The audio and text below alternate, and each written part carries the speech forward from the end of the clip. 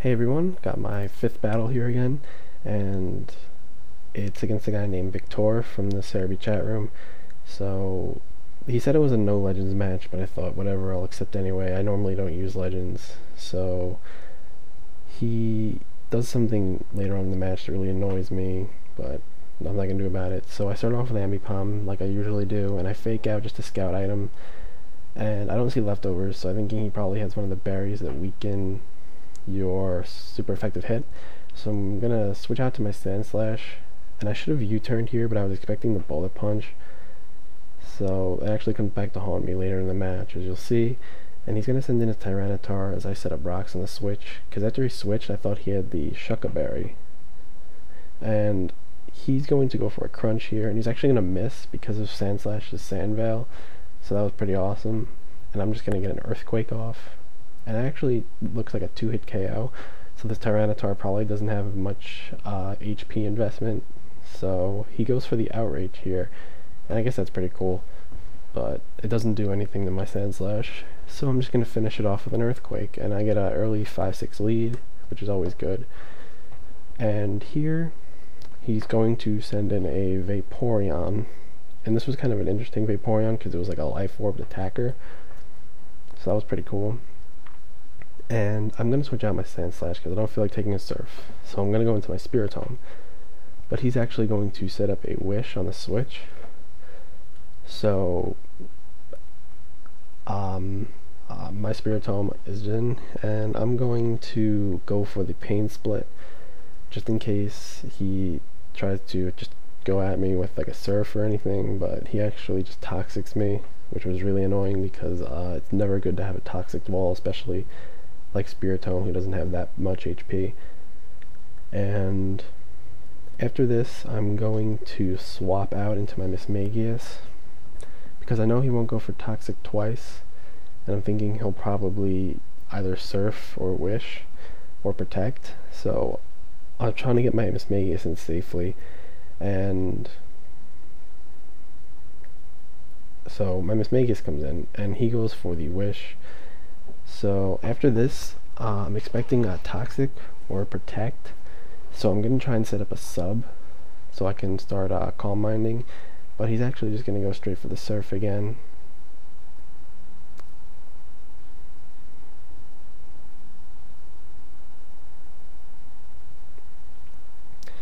Yeah, he goes for the Surf, and that's going to take out my sub, and as you all know, you don't take life or recoil from attacking subs.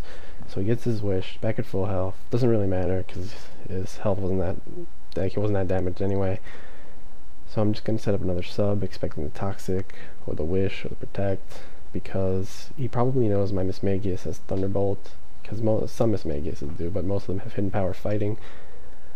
So he's just going to Surf again, take out my sub, and after this I'm just going to go and get some damage on it with Thunderbolt, and it's going to do a lot to this Vaporeon, because it probably has a bunch of speed and special attack investment, and he's just going to take my Mismagius out with a Surf, which it's always sad when your Pokemon goes down, especially one as awesome as Mismagius. So the Surf takes me out, and after this I'm going to go into my Ambipom and go for the Fake Out.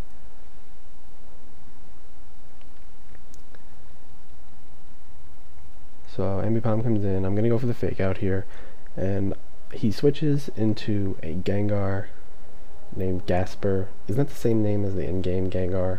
I don't know. But anyway, the Fake Out doesn't affect Gengar because he's a ghost, and I'm going to U-turn out into my Spiritomb. I get a crit here, it doesn't really matter, like it does nothing. And here comes Spiritomb, and my Spiritomb is sort of my psychic ghost counter because it carries both Pursuit and Shadow Sneak. So he takes the Sludge Bomb very well, better than my Meganium in that last video. And I see he has a Shell Bell. I didn't really get that at first because I thought he would have Black Sludge or Life Orb, but I guess that's kind of interesting.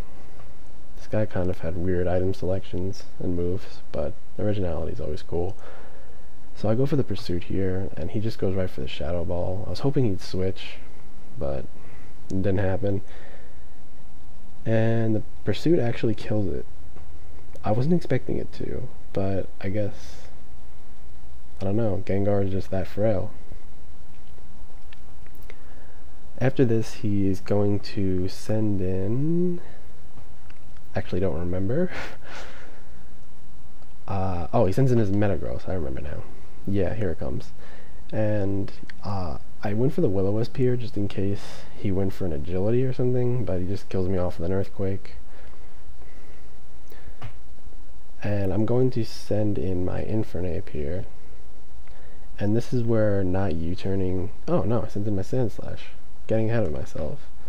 So I send in my Sandslash, he withdraws, and here he sends in a Salamence. And that really annoyed me.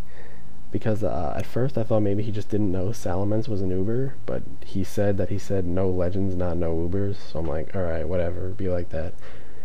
And I rapid spinned, predicting the switch. I thought this was a Mix-Ments, and I didn't have anything to take a Draco Meteor, so I just left my Sandslash in, but he actually Dragon Dances, which I didn't get because he had to have known that my Sandslash had Stone Edge. Or maybe he expected me to switch, I don't know.